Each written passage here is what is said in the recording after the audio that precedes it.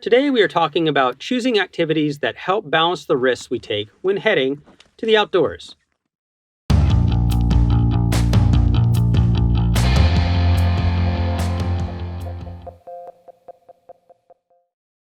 Hello again, everyone.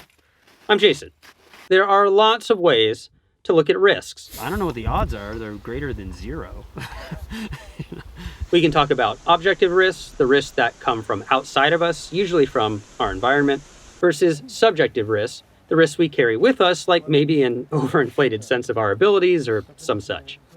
We can talk about risk mitigation frameworks, or the things we do to reduce risks that we face or that we carry with us. But we can only mitigate a risk that we are aware of, or at least are expecting. And our awareness and expectations don't stretch to everything. We have limits to our understanding. Today, though, I want to focus on complexity and risk avoidance as an intentional strategy. I believe the two are very related. First, complexity.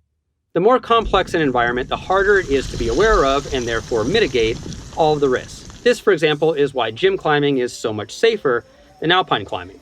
In a gym, the structure of the walls are designed to overcome many of the objective hazards. The weather outside can't impact the route enough to matter. The integrity of the frame can overcome changes in forces climbers are capable of putting on the wall. When we go into the mountains, we have something like the opposite. We are exposed to weather. The mountain's structural integrity may be slowly degrading due to wind and water erosion and the like. That rock frozen in place yesterday may thaw loose today. Rock. And the more out into the wild we go, generally, the more complex it gets. Sport climbing at the crag is outside, but the bolts are designed to be stronger than the forces we can apply, and the route, ideally, has been cleaned of loose rock.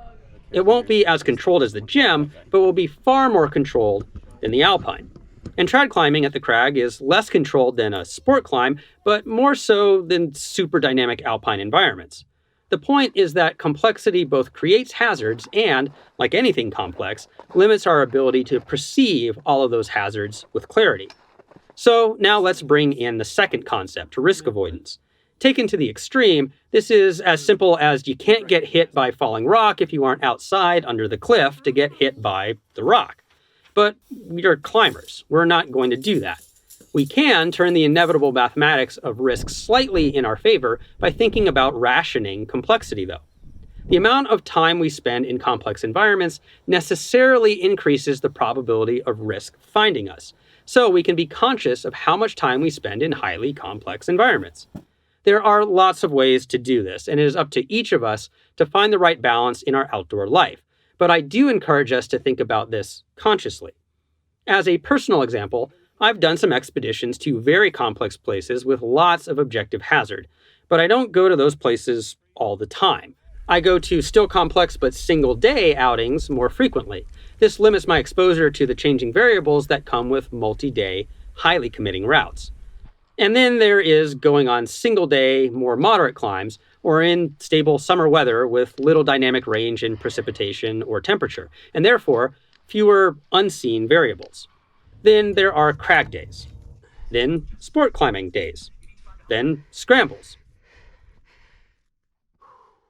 Then hikes. Loosely speaking, as the complexity goes up, I spend less time doing it. That doesn't mean I don't go to complex environments at all.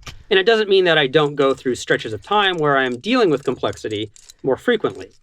What it does mean is that I am conscious of the time I am spending in those circumstances and try to be mindful that one way to avoid some of the risks I don't know about is to spend some time avoiding situations where it is far more likely that there are risks I don't know about.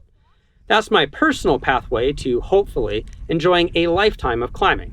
I balance my risk profile by balancing my exposure to complex environments. What's a way you think about balancing risk in your life? Let us know in the comments. Thanks for watching this video. Please like, subscribe, and share if you want to support us. For more information, you can go to our website at www.shortguysbetaworks.com.